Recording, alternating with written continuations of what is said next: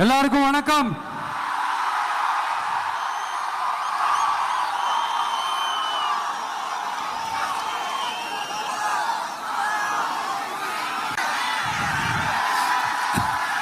கிட்டத்தட்ட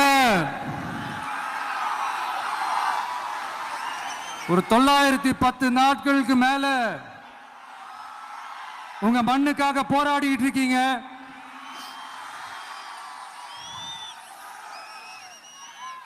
உங்க போராட்டத்தை பத்தி ராகுல்னு ஒரு பையன், சின்ன பையன் பேசினது நான் கேட்டேன். அந்த குழந்தையோட பேச்சு மனசு ஏதோ செஞ்சிருச்சு. உடனே உங்க எல்லாரையும் பார்க்கணும்னு தோணுச்சு, உங்க எல்லாரையும் கூட பேசி ஆகணும்னு தோணுச்சு. உங்க எல்லாரும் கூட நான் நிப்பேன், தொடர்ந்து நிப்பேன் சொல்லணும்னு தோணுச்சு. நீங்க ஒரு யூடியூபர் ஆகணுமா? யூடியூப் மூலமா லட்சமா சம்பாதிக்கணுமா? அதுக்காக ஆசைப்பட்டா மட்டும் போதாது, அதை அடையறதுக்கான வழியும் உங்களுக்கு தெரிஞ்சிருக்கும். ஒரு யூடியூப் சேனலை தொடர்ந்து நிப்பேன் சொல்லணும்னு தோணுச்சு.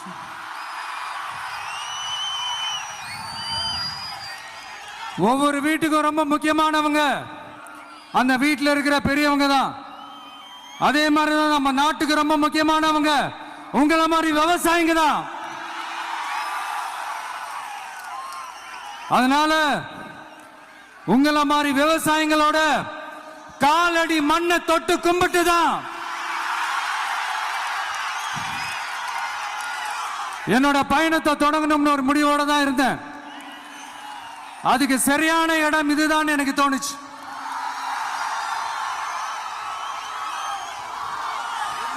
என்ன, உங்க வீட்டில் இருக்கிற ஒரு மகனா என்னோட கள அரசியல் பயணம் உங்களோட ஆசீர்வாதத்தோட இங்கிருந்து தான் தொடங்குது. சரி, அதை விடுவோம். நம்மளுடைய முதல் மாநில மாநாட்டில் நம்ம கட்சியினுடைய கொள்கையை பத்திலாம் தான் எடுத்து சொன்னேன். அதுல ஒண்ணுதான் இயற்கை வள பாதுகாப்பு. சூழலியல் மற்றும் காலநிலை நெருக்கடியை எதிர்கொள்ளக்கூடிய, இயற்கைக்கு ஊறு விளைவிக்காத பகுதிசார் மாநில வளர்ச்சி பரவலாக்கம். இதான் நாம் அறிவிச்ச அந்த கொள்கை. இதான் நான் இங்க சொல்றதுக்கு காரணம் ஓட்டு அரசியலுக்காக இல்ல.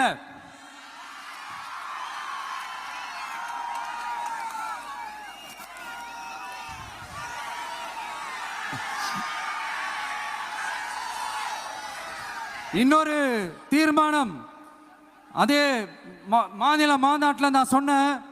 அது விவசாய நிலங்கள் பாதுகாப்பு கொள்கை தீர்மானம்.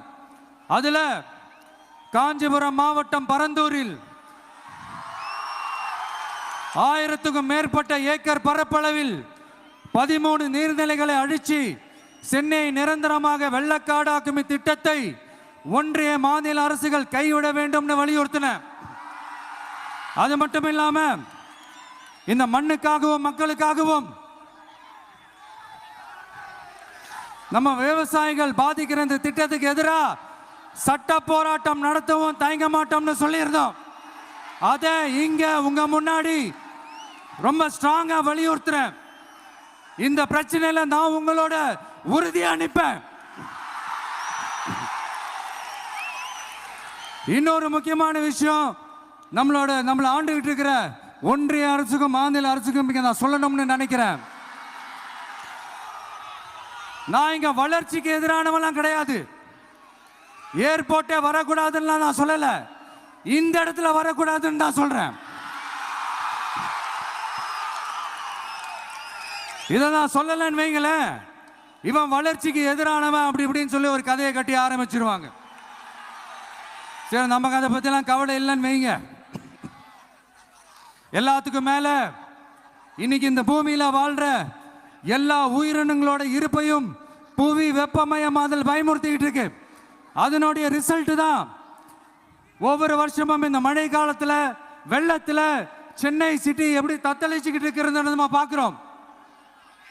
இப்போ ரீசன்ட் டைம்ல எடுத்த ஒரு அறிவியல் ஆய்வுல இப்படி ஒவ்வொரு வருஷம் சென்னையில் வர ஃப்ளட்டுக்கு காரணமே இங்க இந்த சுற்றுவட்டார பகுதியில் இருக்கிற சதுப்பு நிலங்களை நீர்நிலைகளை அழிச்சது தான் சொல்லுது. இப்படி ஒரு சூழல் இருக்கும் போது 90% ஆஃப் விவசாய நிலங்கள் 90% ஆஃப் நீர்நிலைகளை அழிச்சு இங்க அந்த பரந்தூர் விமான நிலையத்தை கொண்டு வரணும்னு எடுக்கிற அந்த முடிவை எந்த அரசா இருந்தாலும் அது மக்கள் விரோத அரசா தான் இருக்க முடியும்.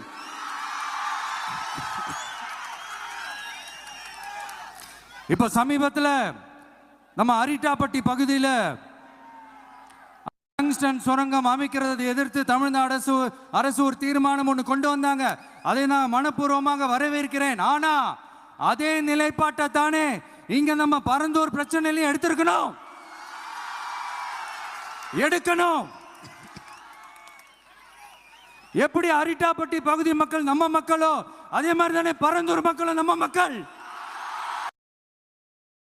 என் பேர் ருக்ஸானா. 14 வருஷமா எனக்கு இருக்கு மங்கு. அதால நான் ரொம்ப கஷ்டப்பட்டேன். இந்த மீசை ஃபுல்லா பரந்தூர் மக்களும் நம்ம மக்கள். அப்படித்தானே ஒரு அரசாங்கம் யோசிக்கணும். ஆனா அப்படி செய்யலையே. ஏன் செய்யல? ஏன்னா இந்த விமான நிலையத்தையும் தாண்டி இந்த திட்டத்தில் அவங்களுக்கு ஏதோ ஒரு லாபம் இருக்குது.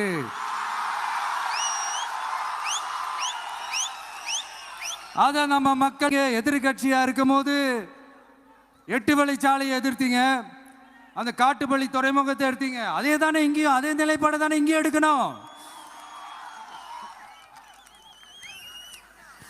அது எப்படி நீங்க எதிர்கட்சியா இருக்கும் போது விவசாயிகளுக்கு ஆதரவு, ஆளுங்கட்சியா இருக்கும் போது விவசாயிகளுக்கு எதிர்ப்பா? இது எனக்கு புரியலையே.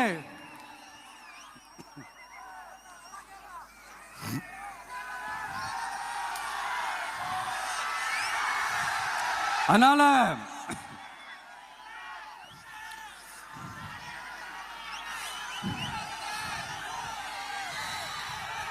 இனிமேலும் சொல்றேன், உங்க நாடகத்தெல்லாம் பார்த்துக்கிட்டு மக்கள் சும்மா இருக்க மாட்டாங்க. நீங்க உங்களோட வசதிக்காக அவங்களோட நிக்கிறதும் அவங்களோட நிக்காம இருக்கிறதும், நாடகம் ஆடுறதும் நாடகம் ஆடாம இருக்கிறதும், அது சரி. நம்புற மாதிரியே நாடகம் ஆடுறதுல தான் நீங்க கில்லாடிங்களாச்சு. அதையும் மீறி நம்ம விவசாயிங்க உங்க போராட்டத்துக்கு எதிராக போராடினாங்கன்னா பிரச்சனை தான். அதனால இனிமேல் உங்க நாடகத்தை பார்த்துக்கிட்டு மக்கள் சும்மா இருக்க மாட்டாங்க. உங்களோட இந்த விமான நிலையத்துக்காக நீங்க ஆய்வு செஞ்ச இடத்தை மறு ஆய்வு செய்யணும்னு ஒன்றிய அரசுக்கும் மாநில அரசுக்கும் நான் கேட்டுக்கிறேன். விவசாய நிலங்கள் இல்லாத இந்த பாதிப்புகள் குறைவா இருக்கிற இடங்களா பார்த்து உங்களுடைய விமான நிலையத்தை கொண்டு வாங்க. வளர்ச்சி தான் மக்களை முன்னேற்றம். ஆனா அந்த வளர்ச்சின்ற பேர்ல நடக்கிற அழிவு மக்களை ரொம்பவே பாதிக்கும்.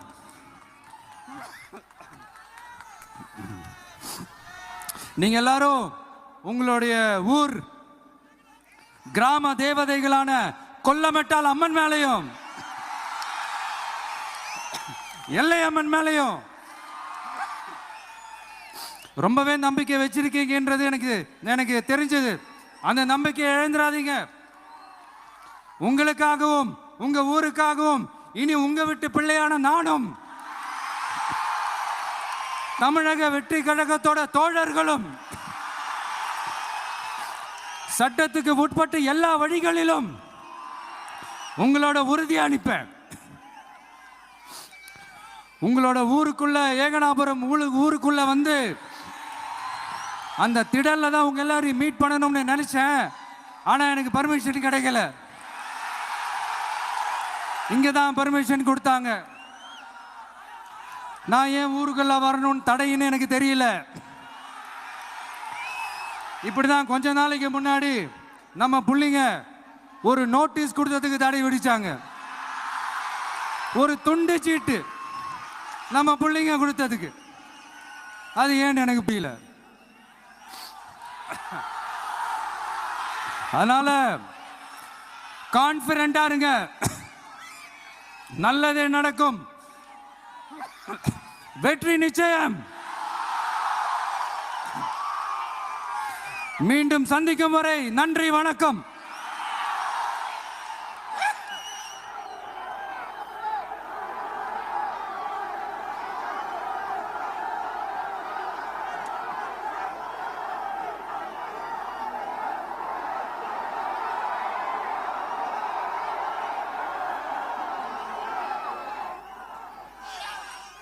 இன்னும் கொஞ்ச நேரம் டைம் ஸ்பெண்ட் பண்ணலான்னு தான் வந்தேன். ஆனால் நிலவரம் பார்த்தா முடியாது போல் இருக்கு. சரி, ஓகே, உங்க எல்லாரையும் பார்த்ததுல ரொம்ப ரொம்ப சந்தோஷம். மீண்டும் இதே ஊருக்கு, உங்க ஏகனாபுரம் ஊருக்குள்ள நான் வரேன். Thank you so much.